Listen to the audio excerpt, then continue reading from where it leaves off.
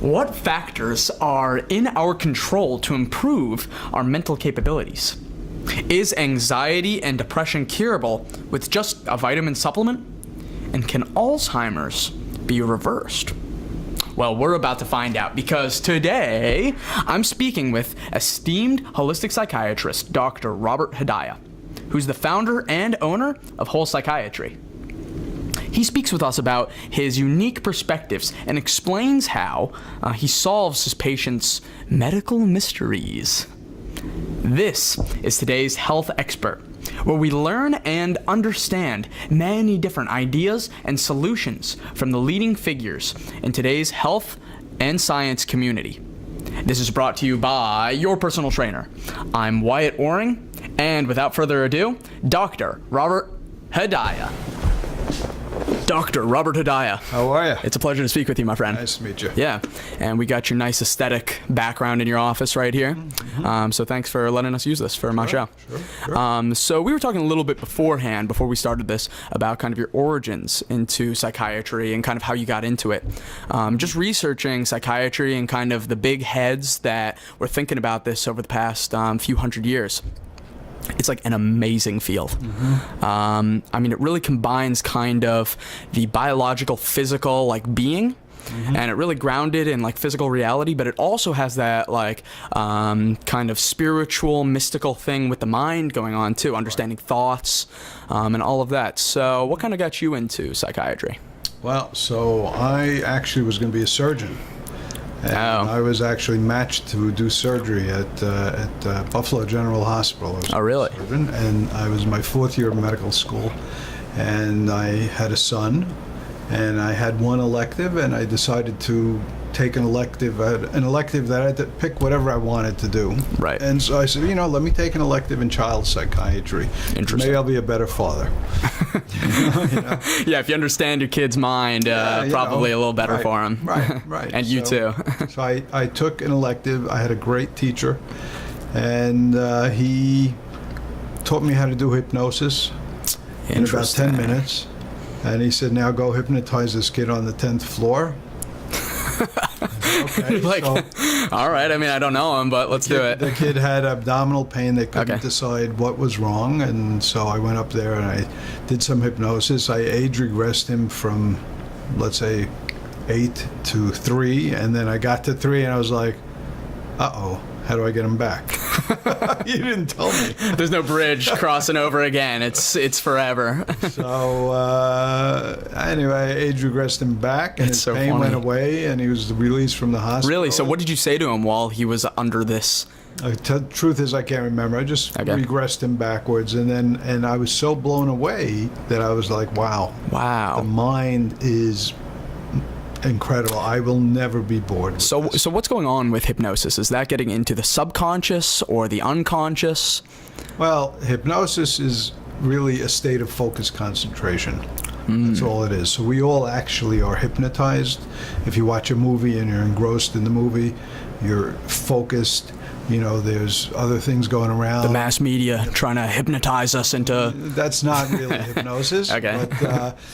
But when you're highly focused on something, that's... and you're not distracted, you're meditating on something. I was going to ask you that, right. That's hypnosis. And So hypnosis is a state of focused concentration. And sometimes if you're hypnotizing someone to stop smoking, for example, then you can embed suggestions in the hypnotic language that you use, so that their unconscious mind kind of picks that up and Interesting. And helps them out. So is a formal type of meditation where you sit down, you have like very focused, centered, is that kind of a form of hypnosis where we're better able to take in the rest of the world because of that? I don't think you would put them both on, you wouldn't call meditation a form of hypnosis, really, but they're overlapping. It's like a Venn diagram, there's an overlap, but they're different. You know? Okay, interesting. And do you recommend meditation to your patients? Yeah, meditation can be excellent. Yeah. Very cool. What does that usually help with? Is that for more of the lesser patients, like the ones with depression, anxiety, what we call like lesser psychiatric issues, or ones for the like heavy schizophrenic, Alzheimer's? No, you really wouldn't use meditation for schizophrenia or psychosis or anything like that. It could be actually dangerous. Oh, interesting. Yeah, you wouldn't do that. It's for people with anxiety, stress, tension, low-grade depression, physical pain, you know, some chronic physical illnesses. Interesting. You know, that is really cool. So, so you got into this hypnosis. You're hypnotizing kids to stop eating candy or stop their stomach pains. So, what happened after that? So after that, I went to the dean of the medical school and I said, you know, I don't think I want to do surgery. I want to do psychiatry, child psychiatry. So he picked up the phone and he called his friend at Georgetown and he said, hey, I got this guy here. He wants to do child psychiatry. He spoke to me for 20 seconds. He says, all right, you're in.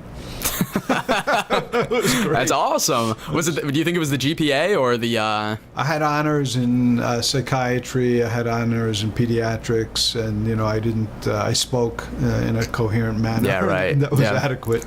Oh, really? I couldn't tell. You spoke in a coherent. Yeah, it's hard to tell from this. Yeah. So that's really cool. So, what kind of interested you about psychiatry as you progressed into it? So it changed actually over the years. It changes. You know, you go into the field, and it was just the first challenge was that there are many different theories of mind. Oh my God, like a million, hundreds. I mean, it's incredible, really, because they have all these different ways of viewing the mind. They have all these different methods of seeing it. It's kind of cool because it's like I feel like it's this spectrum basically between like the physical and the mental, and their approaches all along that spectrum of seeing like kind of how the mind works. Yeah, that's very accurate. So when I was in training, we would have lectures on Wednesdays. We'd have a series of lectures, and at 11 o'clock, someone was standing in front of us telling us that this is how you understood depression with cognitive theory, which was cutting edge at the time. Right. And then at 12 o'clock, it was psychodynamics. And at 1 o'clock, it was psychoanalysis. It was family systems theory. And, and then at 2 o'clock, it was it's really about the serotonin receptor. And, wow. And it was kind of confusing. Yeah, I bet. And so most people said, well, I'll just pick one of these theories and get good at it. Right. And I was able to handle the anxiety of not knowing, and I spent really my whole training trying to figure out a model that could incorporate them all. That's a huge part of science, I think, is kind of embracing uncertainty and not knowing. Because, I mean, as great as your models are, I mean, they're models. They aren't reality. That's right. So I want to kind of ask you about the DSM, because you were talking about how there are certain conditions and certain diagnoses, which means that there are certain treatments. And so the DSM kind of looks at each specific type of condition, and it says, okay, these symptoms mean that the person has depression, and these symptoms means the person has this type of psychological issue. But it's really kind of like a homogenized approach to understanding the mind. And we're all individuals. We all have our own minds and concepts of reality and kind of our own mental issues, like whether you're healthy or not, really. So do you think that the DSM kind of making it homogenized, like really easy for you to follow it step by step, is that good, or do you think that that's not as great? It has its uses. It's kind of good if it's DSM is Diagnostic and Statistical Manual. Right. So this was a manual for researchers, really. That insurance companies later took on. But it's useful if you're doing a study to say, okay, I'm treating people in this study with depression, and my definition of depression is the same as the guy halfway around the world who's doing a study on depression. So good, we're all talking about the same thing. The fact of the matter, however, is now we know that depression is not depression. There are many different causes of depression. So it's a syndrome. You can have pneumonia, but maybe the bacteria is pneumococcal pneumonia. Maybe it's a fungal pneumonia. Maybe it's a viral pneumonia. Those are different things, and they actually need different treatments. Even though you can't breathe, you're coughing, and you're not getting enough oxygen for all of them. Depression is the same thing. So what treats one depression is not necessarily going to treat the other depression. So we just need better distinctions between we've the different gone types beyond of depression. we've gone beyond that what was useful back in the 80s, say, you know, and maybe even the 90s. We've gone beyond that now. We know that depression is complex like any chronic illness. It's complex. It's not a broken bone. It involves all the systems in the body, and if you have depression and I have depression, the systems involved in your depression and the genes involved in your depression, and et cetera, could be very different than mine. Of course. I mean, we all have... It'll look the same. We all have different life experiences. We all have different self-talk, the way that we talk to each other and talk about the rest of the world. So yeah, I'm sure that we would have completely different thoughts about almost everything. Thoughts and biology and, you know, the microbiome in your gut and, you know, et cetera, et cetera. So interesting. It's a everyone is unique, and it's not a cliche, it's a fact. So you were saying that we've kind of progressed, science just in general has progressed past what we knew in the 1980s. What specific fields have kind of like helped us with that progression? Well, I'd say that the field of functional medicine has been very helpful. Systems biology is the way of looking at things now. We know that things don't operate in isolation. Right. And can you give kind of a synopsis of what kind of systems thinking in general is? Because this is like an incredible concept that just recently, in the past year, I've been able to kind of get a hold of and really try to understand and map what's going on. So what is systems thinking? Well, the easiest way to think of it is think of, you know, your grandfather's watch. Okay. You open your grandfather's watch and you see all these different flywheels, right? Gears, flywheels, etc. There's a lot going on there. Yeah, they're different systems, and they're all interlocking with each other, right? And that's kind of the way human experience is, human biology is, human psychology is, etc. Nothing exists in isolation. Everything is affected by everything around it. So we break down biology in functional medicine into various systems. So we look at digestion, and we look at nutrition, we look at the immune system, we look at hormones, we look at genetics and epigenetics and detoxification. And oh my God, you look at literally everything in the whole body. We look at all the systems that we can. And do you use technologies to do that, or do you? You use technology. You lab testing, you computerized testing. That's really cool. So just for like basically everybody who's watching this to know, this is not a typical psychiatrist that we're dealing with here. Most psychiatrists do not even think about the system. They look at the symptoms, they basically prescribe the medication for it, or they recommend like a psychologist or psychoanalysis or something like that. So what are kind of the pros of using this system functional medicine thinking? Well, so I'll give you an example. It's a case that I had one of my first patients in 1983 or so was a woman who had a panic attack. Now, one of the big things in psychiatry at the time was that there was a revolving door. A patient would come to see you, you're their psychiatrist for a year, 2 years, maybe you get them better, maybe you don't get them better. They end up, eventually, recurrence occurs, and they end up back in another psychiatrist's office, and it's a revolving door. So, because all the side effects too are. Well, it's not just side effects; it's just that we couldn't get to the root causes of things, and there was a lot of relapse, etc. So this woman came in; she had a panic disorder. She was 50 years old, and I thought her panic, because part of panic has to do with separation. I thought her panic had to do with a potential fear of being divorced, because her only daughter went to college. She didn't have a good marriage, and I thought she was having a panic based on unconscious ideas. So we did some cognitive behavioral therapy, didn't help. Did some medication, imipramine, didn't help. And at this time, you're both basically using those methods. Those were the methods that people were using. Cognitive therapy, actually, at the time was cutting edge. And still to this day, it's still used, right? Oh, no, it's actually very, very, very solid type of therapy. A lot of data, tremendous amount of data. Anyway, long story short, I tried 4 different medications, psychotherapy. A year later, she's still having her panic attacks, and that shouldn't be, because panic disorder is easy to treat. Right. So I went to her chart, and I did had a couple of labs, basic labs, and I looked at them. There was one abnormality, slight, very slight abnormality. The size of her red blood cells was a little bit larger than the average. I had ignored it because I was taught to ignore these things unless they're screaming at you. So I ignored it. But then I said, well, let me look at it. I don't even know what it means. So let me look this up. And I looked it up. I did a little research. And turns out I did some testing on her, and she had a B12 deficiency. Gave her B12 injection. She's probably vegetarian, right? First injection, her panic disorder was gone. Gone. What? God. And I was like, whoa, this is like really... That's amazing. This is astounding. And what else am I missing with my patients? That's really interesting.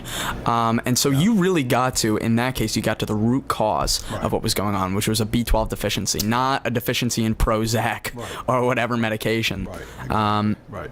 So she got better, and she's still better to this day. Yeah. Well, I haven't seen her in years. Okay. I assume hopefully she's taking her B12. Yeah, it's good. Yeah. So I wanted to talk with you about nutritional supplements too. Yeah. So I do kind of the nutrition thing. I'm involved with kind of also trying to look at a holistic health on somebody's health, more for the exercise and nutrition aspects of it. And so I'm going to be upfront that I use vitamin B12, vitamin D3, and like sometimes maybe an EPA or DHA supplement. But for the most part, the way that I view health is that vitamins are a symptom of healthy eating. So like back in the 1900s, early 1900s, they were doing looks at people's bodies, and they were saying, okay, the healthiest people have high levels of vitamin C. And so they said, okay, well then vitamin C must be the reason that people are healthy. So they extracted vitamin C from foods and gave them supplements. And basically still to this day, there isn't too much research on vitamin C helping people with colds or disease or any type of real condition besides scurvy. I haven't met anybody with scurvy yet. I am not on the ocean as a pirate too much, so probably not going to meet too many people. But the reason that the people had high levels of vitamin C and were healthy is because they were eating a lot of fruits and vegetables. So vitamin C was basically just a symptom of their healthy eating. So I don't usually recommend supplements, but have you found nutritional supplements to be helpful, like the case with the vitamin B12? So there's no question that they can be very helpful. Got to realize the people that come to me, I have a skewed population. Nobody comes to me because they're feeling great. Right, yeah. Right? They come to me when they're feeling lousy and they want to get better. So, and I would say by and large, I mean, first of all, there are a few factors. First of all, genetically, you might have a need for more of a certain type of supplement or vitamin, let's say, than someone else. That can happen. Right. And we actually know, I've been looking at genetics very intensively for the last several months now. It's very clear. There are people who clearly need L-methylfolate. They need that. And they can get folic acid in their diet, but it doesn't convert efficiently because of their genetics into L-methylfolate. As a result of that, they're going to be more likely to have mood problems, for example. So they have an absorbance issue usually with stuff they can't like that. get it into the brain. They can't get it into the brain. Can't pass the blood-brain. It's not that they don't get any into the brain, it's that they have trouble getting a good amount into the brain, right?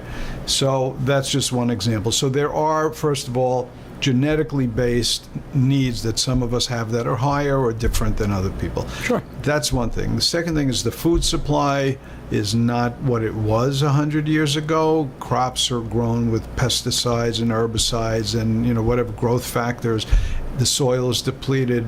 Things are grown to last long on the shelf and to get to the shelf in good shape so they look nice, but the quality of the food varies with where you get it and how it's grown. So that's another issue, depleted topsoil. Then as you age, you don't absorb things the same way. You don't digest and you don't absorb. So you begin to have deficiencies, not absolute deficiencies, but you have needs that you're not able to meet through your diet. And then when you're stressed, of course, you may have the problem. And then you have antibiotics, and you have all these factors that affect the microbiome. So put all of that together, all those factors and more, and yes, people need vitamins. And can food, healthy eating go a long way? Absolutely, because healthy eating makes a huge difference. Huge. Ultimately, that's your answer. But but for most people, they're rushing fast food. Right, they're just not getting enough of the vitamins and minerals. And we're kind of discovering more and more as we look into food science of the different vitamins, minerals, antioxidants, phytonutrients. We're kind of giving distinctions to them and saying, like, which ones do what. Do you think that that's a good way of doing it, or do these foods work more synergistically to give you... Foods are a whole different ballgame. We don't even know. Okay. Food, when you eat a grape, right? What with a seed, right? Well, you can't even get a grape with a seed anymore. But the seed, actually, grape seed extract has potent polyphenols and other. I've seen that before in GNC, and so now you gotta get your grape seed in a pill, right? But if you had a grape with the skin, with the fruit, with the fiber, with the seed, with hundreds of chemicals, right? I mean, you look at it and you're like, mimic that in a pill. Exactly. Right? I mean, you look at it and you're like, okay, there's the skin, and then there's like the jelly part, right? There's basically two things going on there, but really there's probably like 1,000 organic chemicals in there. Hundreds of things going on. Right, and they're all working kind of together to work with your body. Right. So that's the ideal. Food is the ideal way. Food is your medicine. Hippocrates said it. Food is medicine. Let medicine be your food. Let food be your medicine. Cool. I got that little philosophy going on in there. Right. And so you were talking about how our foods, just in general, the soil is depleted of nutrients. Almost completely, really. And not only that, they've been looking at arsenic and lead in the soil, and certain foods are better at absorbing those like heavy metals, heavy toxins, and then you get it in your diet. So basically people are poisoning themselves with healthy foods like rice and vegetables and fruits. So is the other option like buying stuff at Whole Foods, or is it like going to a real farm and getting it from there? Well, I mean, you go to a farm. Almost all our food comes from farms, so that doesn't do anything. Or like a local farm, really. Local's better, but even local, every farm that's using pesticides is local to somebody, so it doesn't mean anything. Fresh food, obviously, no pesticides, non-GMO.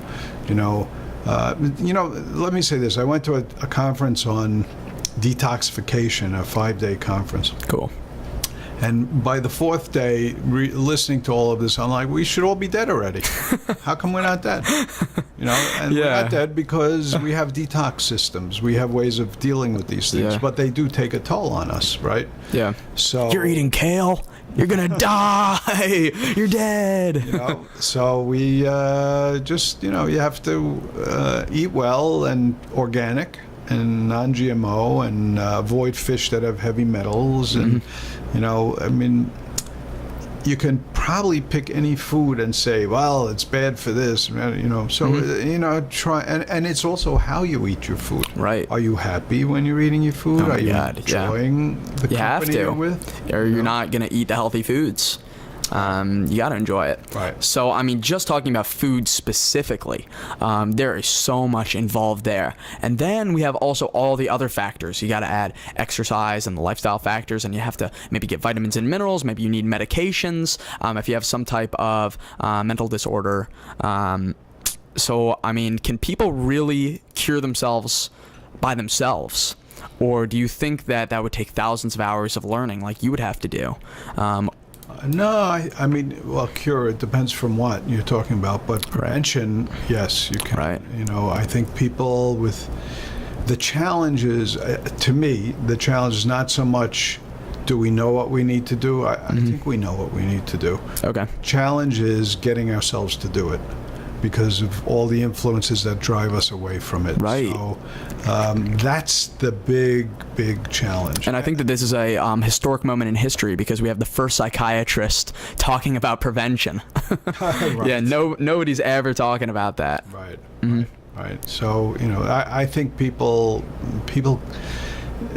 it's a matter of being mindful, you know what I mean? And being aware of what you're doing. And the truth is that most of us, myself included, we have our routine, we go through our life, you get tired, you get stressed, you get hungry. It's what's pushing into your, oh, this is easy, or, oh, this is good for me, right. Even though it's not.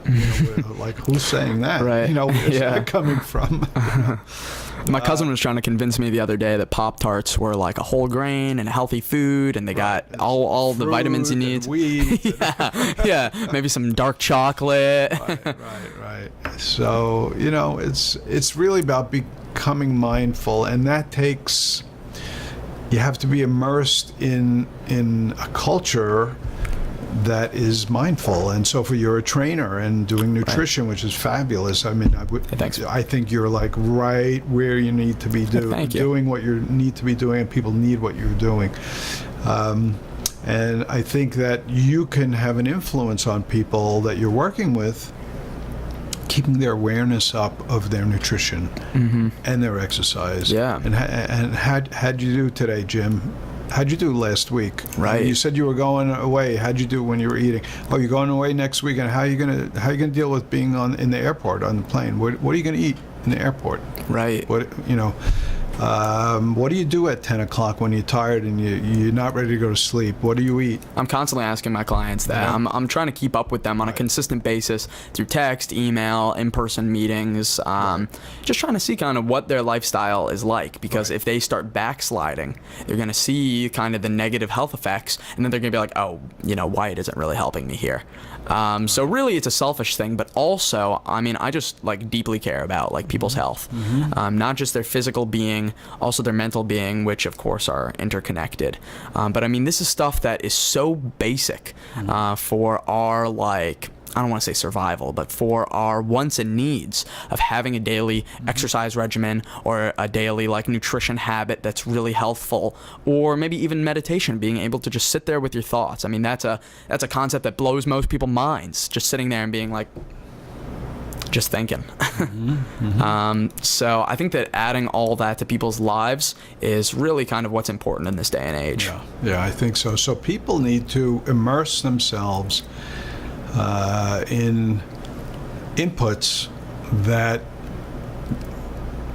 give them the viewpoint that they want to have. You understand what I'm saying? So in other words, if you want to be living a healthy life, then you have to read magazines about being healthy. You have to be around people who live healthy lives. Researching scientific studies. Watch healthy things, read healthy things, eat healthy. If you're hanging around with friends who are obese and you're trying to be healthy, you're not going to succeed. You might for a little while, but you're not going to succeed. We're not separate entities. We think we are, but this data is very clear.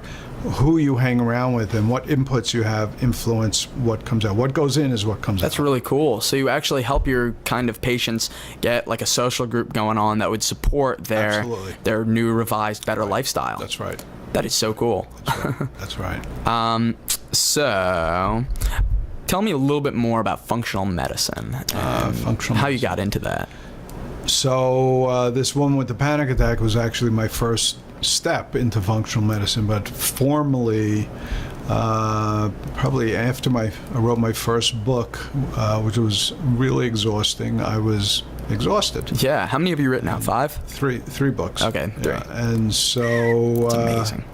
It's a lot of work. Writing a book is a lot of work. The first book was finished, and I was pretty exhausted. And a colleague said, Bob, I think you're on the edge of chronic fatigue syndrome. Ooh. I was like, oh, yikes. Not good. Let me do some testing. I did some testing. I saw my natural killer cells were low. I was like, oh my God, this is terrible. Yikes. I better research. One thing led to another. I started learning functional medicine, treated myself, got better, and I was like, then I went for training. This was in 98, I think. I did some training, and actually for 3 years before I went for training, I was studying it. Went for training, it all came together really nicely. And then I applied it to all my patients. And then in 2001, I think it was, I wrote the second book on basically it was functional medicine and psychiatry. Interesting. That's not what it was called. That's what it was, and haven't looked. What is it called? It's called the Antidepressant Survival Program. Okay.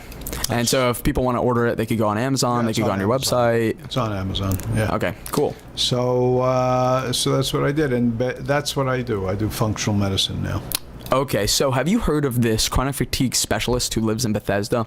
His name is Paul Levine. No.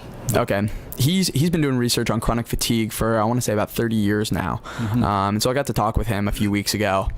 Really nice guy. Also part of the Jew tribe, so so it's great. So how did you specifically treat yourself? Well, I changed my diet radically. Right, took some vitamins and started exercising. Great. Basically. Yeah, I mean that's really like just basic stuff, right? That's what I did. I ended up being a big-time mountain biker, actually. Oh, cool. That was it. That's really cool. Yeah. Mountain biking is pretty scary for me. I don't think I'm going to do it anytime soon because last time I did, I fell off, hurt my elbow, and so I was like, all right, I'm going to take a break. No, I actually loved it. And I fell. I actually went over my bike, over my handlebars, and I ended up in a bush. I landed in a bush. So No. I was totally cushioned. Was it like a blueberry bush though? I don't know what. It was great. I was like, bike on top of me, looking up at the sky, and like, wow, this is great. This is great. Glad I picked this up. Glad I got into exercising. Great. This is great. So, anyway, that's really what cool. I did. So anyway, I got healthy. And functional medicine is, a field that looks at these various systems that I told you about and applies that approach to chronic illness. That's basically what it is. It gets to the root causes of things. That's really interesting. And so on your website, which, by the way, is an amazing resource, you have probably like 200 articles written about like the symptoms and the causes and everything on maybe like 15, 20 conditions that you could have. Right. It's amazing. Just want to let you know that. We've been working on for 15 years. So wow. Yeah. It seems like it, honestly. Yeah. And so these are pretty well documented and researched conditions. So you say that you also help out with psychological mysteries. What's up with that? So people come to me, for example, with problems and medical problems that are medical mysteries that nobody knows how to treat or what it is, and I try to figure it out. That's really cool. And you were telling me earlier that you work with Alzheimer's patients. And I'm sorry if I misquote you here, but did you tell me that you were able to actually help cure and regress or stop the progression of Alzheimer's in some of your patients? That's right. Yeah. That is mind-blowing because I've seriously never heard anybody talk about being able to do that. Right. So you have... Just so we know what we're talking about, we have dementia was an umbrella. Right. Under dementia, there's Alzheimer's disease, and there's frontotemporal dementia, and there's vascular dementia. There are different types of dementias. Sure. But basically, dementia is the loss of cognitive function. Right. So when someone slides into dementia, they have subjective feeling that they're losing their marbles. Right. But everyone else might say you're fine. That's called subjective cognitive impairment, SCI. Okay. And you have mild cognitive impairment where there is some objective measure that says, you're not really remembering or functioning properly, but it's very mild. Okay. And then we have early dementia, Alzheimer's, let's say, in mid-stage and late stage. So in subjective cognitive impairment, SCI and MCI, mild cognitive impairment, and early Alzheimer's, we can reverse that. Wow. Reverse that. So at a certain point... Even mid-stage, we can stop it, and we can reverse it to some degree. That's amazing. I mean, because seriously, I've never heard anybody talk about that. Like, at best, I've heard people say, like, we could put the progressive nature of it into remission. Yeah. But reversing it. Yeah. So what kind of implications do you think that has for the future of health? It's huge. I mean, it's a huge thing. Now, unfortunately, it's a difficult process. In other words, it means, you look at someone who's, say, 70 or 75, and they have to change their diet, and they have to take 20 vitamins and some hormones and exercise, and it's like, I don't want to do that. Right. You know, and some of them feel like I'd rather become demented. Really? Yeah, that's how they feel. But for the people who decide that they're going to do it, it works. Right. I would hope so. I mean, So I think it's worth it. consequences are great because what does it cost to just the cost? Forget the financial cost, and then there's of course the emotional cost to the family and etc. Right. I mean, it's a huge thing. Yeah, it gets pretty like insane at some point. So it's a huge thing for the healthcare, for the economy of the United States, Western countries, etc. It's a huge thing that we can do this. wow. Yeah.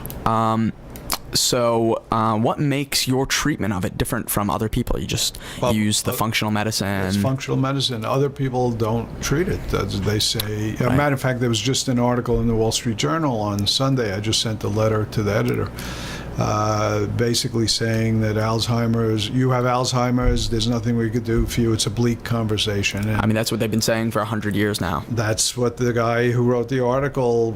He's the publisher of Scientific American. He said it's a bleak conversation. And my father had it. My grandfather had it with. My father had the conversation with his father, and Right. now I'm having it with my father, and still the same conversation. And Right. I wrote back that basically, no, it's not the same conversation. Actually, it's not. But the centers of excellence in the United States don't recognize it. They won't recognize it. Do you think that because, I mean, I don't want to be a big conspiracy theorist here or anything, are these people in the pockets of the pharmaceutical industry? Well, there is that. But, that's human nature is that, that people don't think out of the box. People like certainty. They disbelieve that things could be different. Right. People don't like change. And if you're a researcher who's working on a drug for, amyloid busting drug for Alzheimer's, and someone says, oh no, listen, you change diet, take these 20 pills and bump up the hormones, get rid of the toxins, and you can reverse this, you're going to be like, dude, hippie, like. what are you talking about? Yeah. And you're out of your mind. We have to find the drug. Right. That's, in other words, I can't relate to that. It's a whole different culture. They can't stretch beyond. But the basic science shows that this is true. Right. So. And so you are personally facing this issue where people are having a hard time kind of dealing with it because you're a university professor at Georgetown. Right. And so you teach soon-to-be psychiatrists on basically what to do and how to work. And so what classes are you teaching now? Right now I teach a class on affective disorders, and I try and slip in some functional medicine. Real sly. Real sly, but the Georgetown, they won't have it. They won't have it. Now, it's just it's just frustrating because it's so clear that, for example, inflammation plays a role in depression. Mm-hmm. Right? It's been clear to me since I think it was around 2001 when I read a study. I was like, oh my gosh, it's so clear. Now, here we are, 16 years later, they're saying inflammation plays a role in depression. We should target drugs that can affect this. And I'm like, whoa, dude, hold it. A drug is fine. Right. But how about we get rid of the sources of the inflammation? They don't think backwards in time. They're like, okay, you have it now. Let's only worry about you once you're sick or once you're on the edge of death, right? But they don't think okay, you have a whole lifestyle of causes that could lead you to that point. Right. And so if you already had lifestyle factors that led you there, why not put in new lifestyle factors that would lead you into the right direction? Right.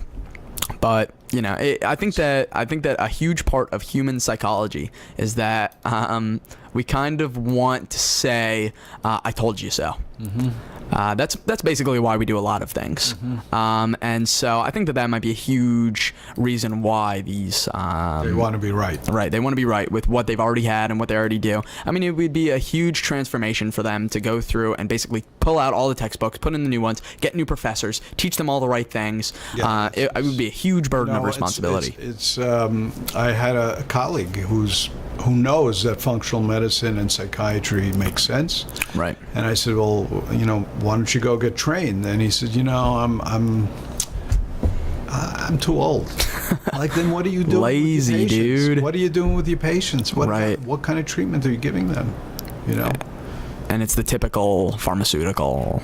And psychotherapy. And I'm sure he helps a lot of people with that. But, you want to get to the root of the problem. Right. And it's a different approach. It's really interesting. So people at home who are wondering how they could prevent some of these psychological issues, you've kind of already talked about improving the diet, nutrition, maybe adding in friends who will support you, not just in your healthy habits, but just in general. I feel like people who have a big social group or a good social group, it doesn't even have to be big, usually are a little more grounded in reality. That's right.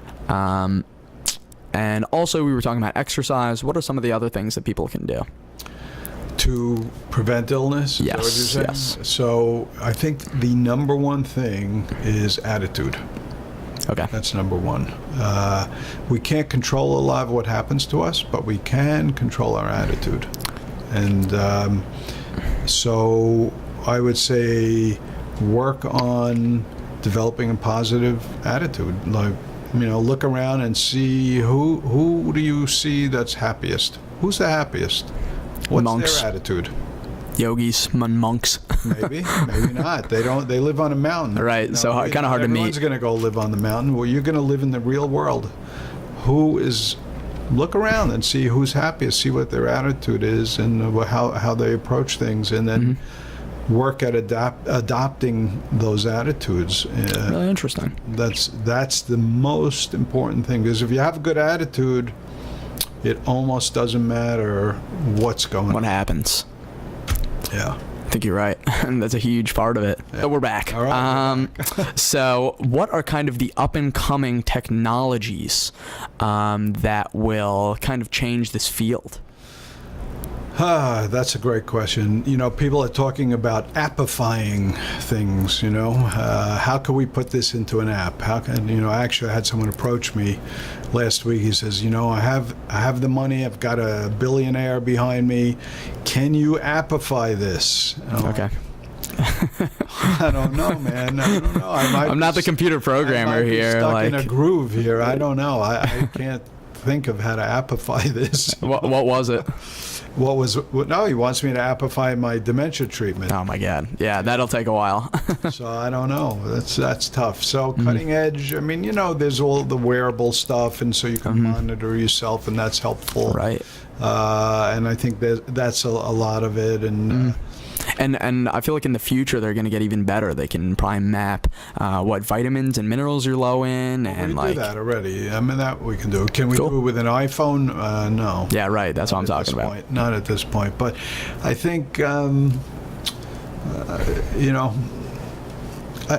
don't know. I don't know how it's going to be generalized. The only thing I could think of, really, the thing that I think is most important is a cultural shift. So the way everyone wears seatbelts now, I hate to say it because I'm an individualist, but we as a collective culture,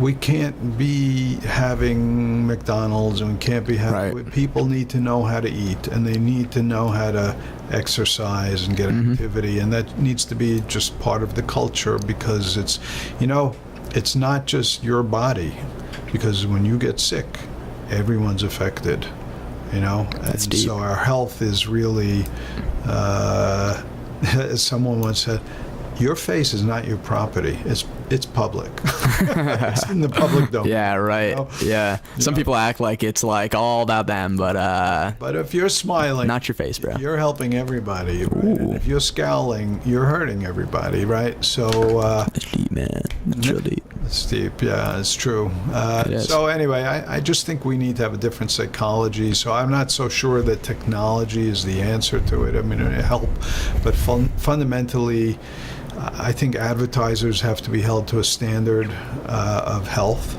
Okay. And that's just the way it is. We have the knowledge, and we know that if you're advertising cigarettes, you're killing people, right?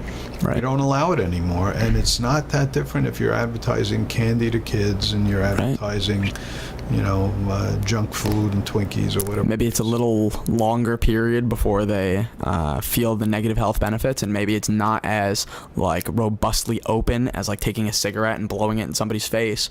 But I mean, these have like long-term systematic negative effects on somebody's life. Right. And like we were talking about before, all the inputs that you put into your own being are going to come full circle at some point. Right. So, I mean, it's important to understand what you're doing right now and how that's basically going to affect you in 10 years. Right. It's very interesting. My wife and I, she was looking for a new bike yesterday. We were in Rockville Pike. It was about 6:30, and we're walking, and there are all these restaurants around, and you smell, a barbecue grill coming out of this one, the hamburger coming out of this one. I mean, these inputs are coming in. Yeah. And we ended up grabbing a hamburger, Okay, sure. And we wolfed it down. Shame. But the inputs had a tremendous of course impact on us, so it was because we don't eat out that much. We like to eat at home. I mean, we still have these kind of like primal instincts of like, I want the high fat, I want the high sugar, and kind of like fighting against that is really difficult. It is. It right. really is. So adding in foods that could already give you that. Fruits have the sugar. I mean, beans and nuts, they got the fats. Right. Well, not beans, but I mean, you could add these foods in, and I mean, spices too. They're amazingly delicious. Yeah. And people just don't add them. I mean, that would really kind of help add a lot of flavor into that. You should have some cooking classes. I should, dude. If I get my recipes down at some point. Yeah. And if I have more time to cook, then maybe one day. But yeah, those are a lot of fun. So I also want to ask you a little bit, going back to technology here. You teach psychoneuroendocrinology. That is a mouthful. Right. And what that basically is this is my understanding, that the hormones in your brain that bind to the receptors of your brain, they send like neurological signals throughout and basically kind of tell you how to act and how to feel and all that. So we can literally like look at somebody's physical hormones in the brain and see what kind of their thought patterns are going to be like. Is that the case? No, I wouldn't go that far. Their general feeling, is that the case? Your hormones affect how you feel and how you think, for sure, 100%. But you can't get too specific. I mean, you could say that if you have high testosterone, you're going to be more aggressive, more sexually oriented. You could say if you have adrenal insufficiency, you're going to be exhausted and depressed. You got low dopamine, you're going to be upset, angry. Right. So that's really interesting. So I've been looking into nanotechnology.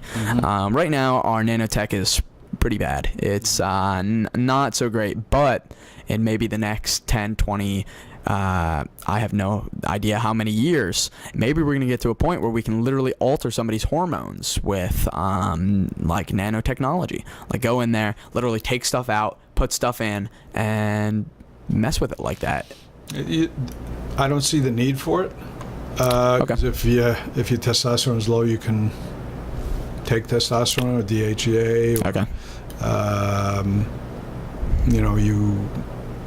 We have the means of dealing with all these things already. We know how to do it. Right.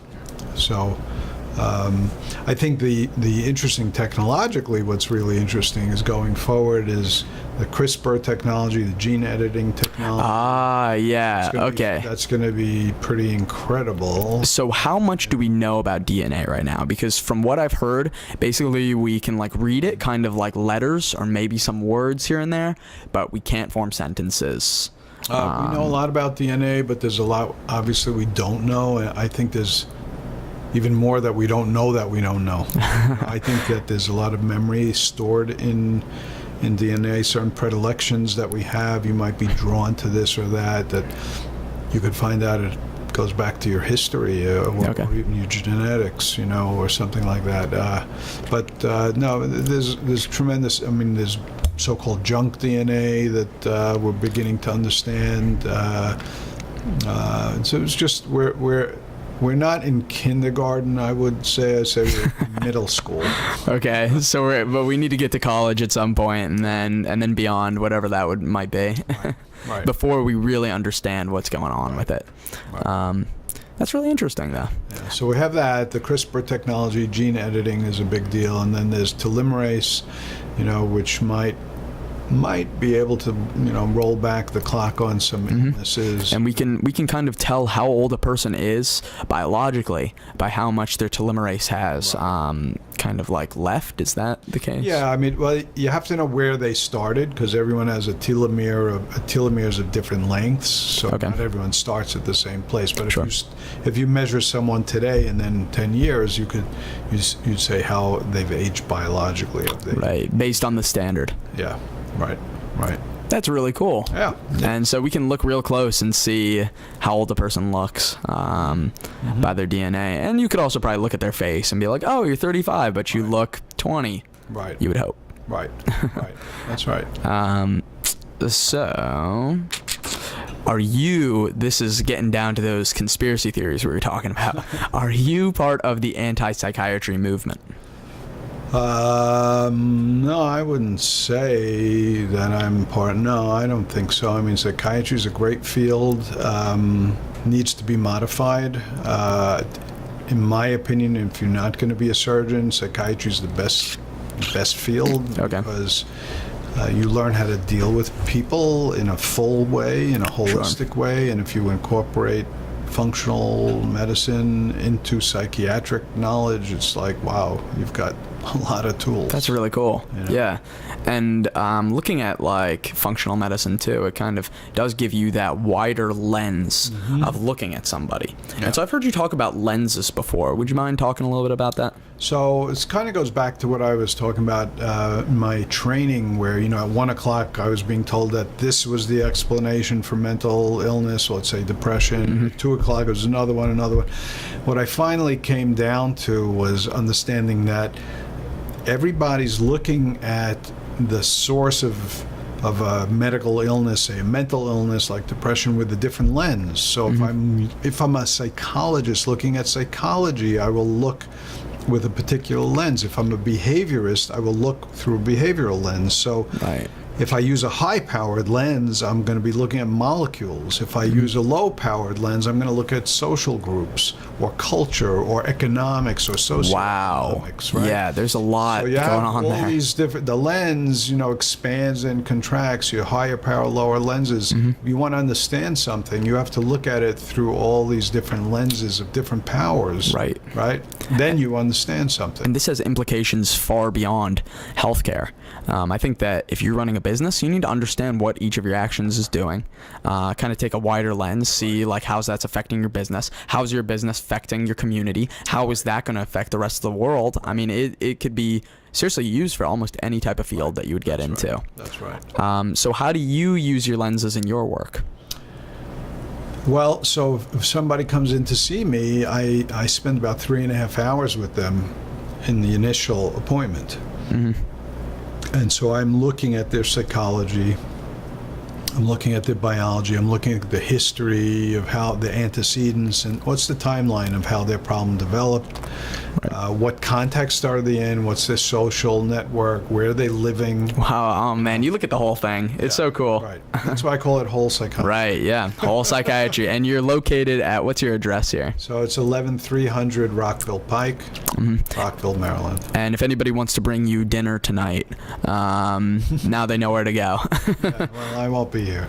Okay, they can just drop it off, put it in your mailbox, no problem. So we were talking a little bit about the lenses that you use, right? Yeah. So that's what I do, and it's challenging, but it's really satisfying because you find the answers. Yeah, you really do. Yeah. And typical psychiatrists don't look at lenses like that. Like you said, almost all your colleagues pick a specific approach of how to look at somebody. Right. And I think that's, of course, by definition, that's super limiting.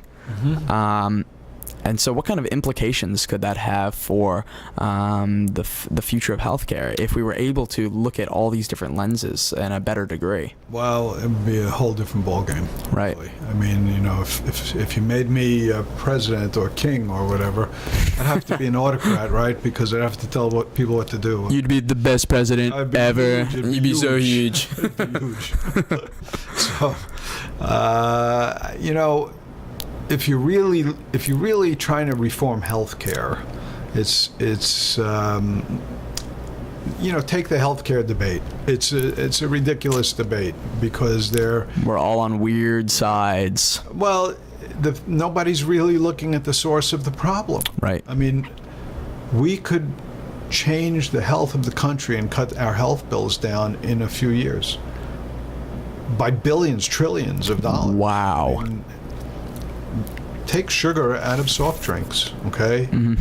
McDonald's, you know, has to serve certain quality of food. You know, certain foods, you know, the junk food industry would have to go bye-bye. Mm-hmm. It's toxic. Right. There would have to be physical education in the schools. You'd have to be in gym every day for 45 minutes in school. You know. Yeah. You know. And then also give people the information on how to do it, which I think our government for the most part has done.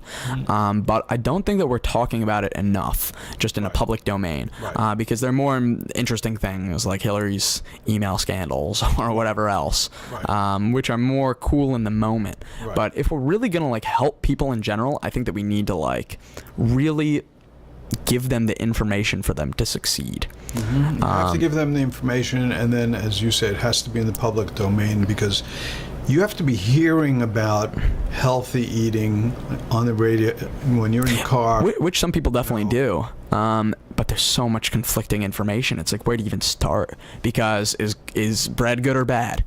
I mean, bread is bad. Right. Okay. Well, there we go. We got the answer. Easy. That's very clear. Boom. Debate's over. Debate's over. You know, it's high glycemic index. It's not good for anybody. Mm-hmm.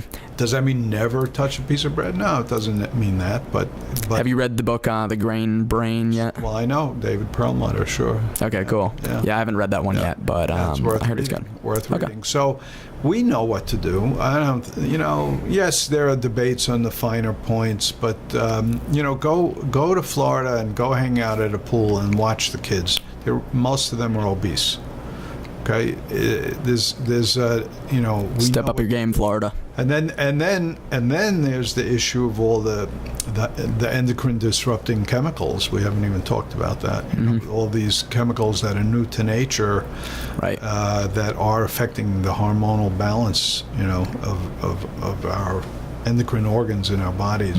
Those have a huge effect too. I want to make sure we have a little bit of time to talk about it. We got 10 minutes. Cool. Okay, yeah. So go ahead, tell us about it. So, you know, we have all these new chemicals in our environment, thousands really, right? And where are they coming from? Just factories? Synthesized, you know, and plastics. You get a new car.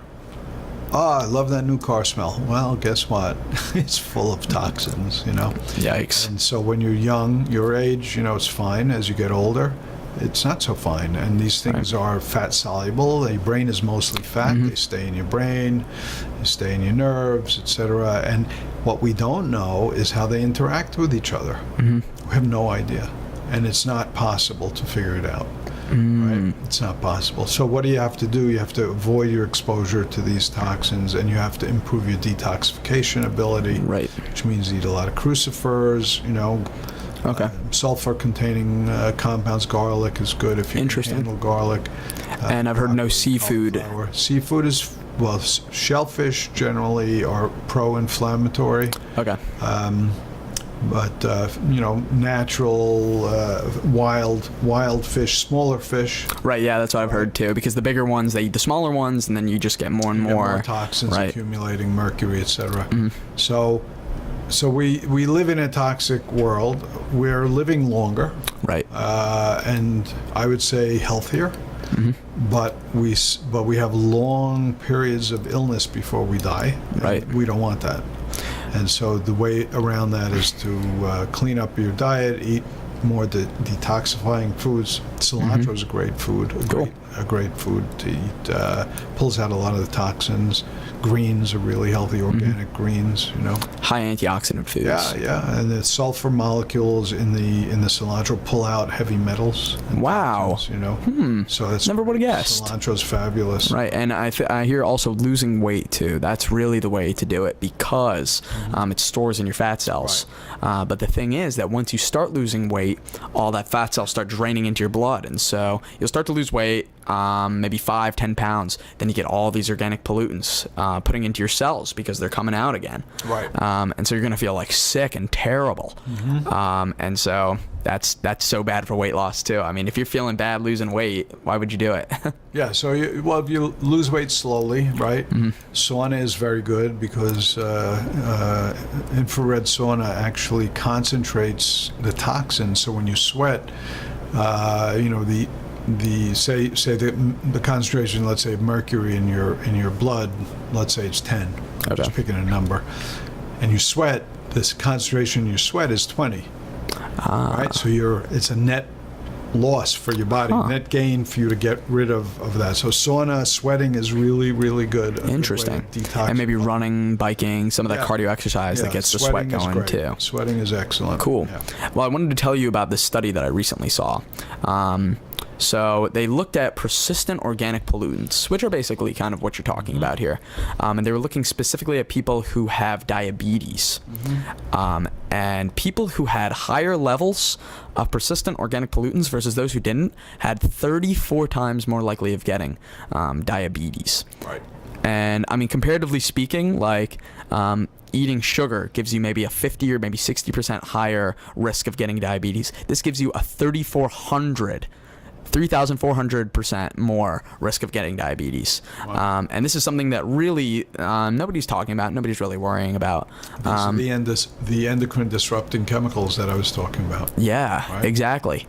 Right. And when you talk about detoxifying your body, most people are like, oh, like cool thing, man. Like that's so cool. But it really has some interesting applications for people's health that we still probably haven't researched, and it's going to be a big thing in the next few years. Right. No question. That's Very cool. No question. So, it's an interesting time, right? We're in a real chemical soup that we've never been in before as a species, really all the animals and plants on the earth, right? But we also know so much more about what we can do. Right.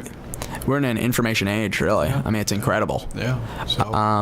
So I also wanted to ask you, before we run out of time here, who have been your biggest influencers in psychiatry? Because I was reading about, like I said, some of the big heads. These are some like super, super smart guys who are like leading in this field. Well, so the guy that really got me started was a mentor of mine, Dean Schuyler. Who he's the guy who encouraged me not to think outside of the box. Sure. Basically, so he kept me alive when my training was trying to put me in a pigeonhole me. Right. So that was very important. And then I would have to say Jeff Bland, who is really the father of functional medicine. Cool. Was a big influence on me. And then Martin Seligman, who's a psychologist, learned helplessness, brilliant guy. Very cool. Also. And so, so you mostly stick with the holistic psychiatrists rather than kind of the psychoanalysis, psychotherapy type of dudes. Out with? Yeah. Who are your boys? Hanging out with everybody. It doesn't matter to me. Awesome. I think Carl Jung was probably like one of the smartest dudes I've ever heard of. Carl Jung was incredible. He was a little bit off his rocker. Oh, definitely, yeah. He spent like maybe 3 years in his bedroom alone writing the Red Book. Yeah. I don't know if you've read that yet. Yeah. He was psychotic. Yeah. But I mean... But he also did great things. That would be the person to ask about psychological issues, I guess. Right. The person who's going through it. Right. He was good because he kind of moved things into the spiritual domain, which is important, That's really interesting. And I kind of always thought of him, well, not always, but recently thought of him as kind of the Einstein of psychiatry, and the fact that he brought up things that seriously people had like not thought about before. But not only that, then he would come up with the solution for it. It's like, dude, you're on a different level. Right. But remember, he also had relationships with his patients. Oh, he did? He would have been in jail today. Okay, so Carl Jung, you Freud. naughty boy. As did Freud. What are these guys doing, man? Freud was on cocaine. I mean, come on. Oh my God, he's putting them under hypnosis, and then Fell in love. He fell in love with his patient. You know, all coked up on her, and so you know it's. Can't worship a man, right? Yeah. Everybody's got their shadow. Got their shadow, exactly. Mm-hmm. Right. And have you looked at Jordan Peterson yet? I don't know Jordan Peterson. He has recently taken off as kind of a self-help guru, also in the field of psychiatry. He used to be a psychiatrist, but now he's kind of he's more into kind of giving people life advice. Mm-hmm. Incredibly interesting guy, because he also kind of has that really good balance between understanding biology, philosophy, and like spirituality. Mm-hmm. And so I think that his advice is incredible. He has his own YouTube channel now. He's probably has 300,000 subscribers or something like that. Wow. Yeah, he's been on a lot of podcasts. He's been on like Joe Rogan and yeah, all of them. So he's definitely a guy to check out if you're interested in any of that. Very good. Yeah. I will. Good. So, Dr. Hedaya, is there any last words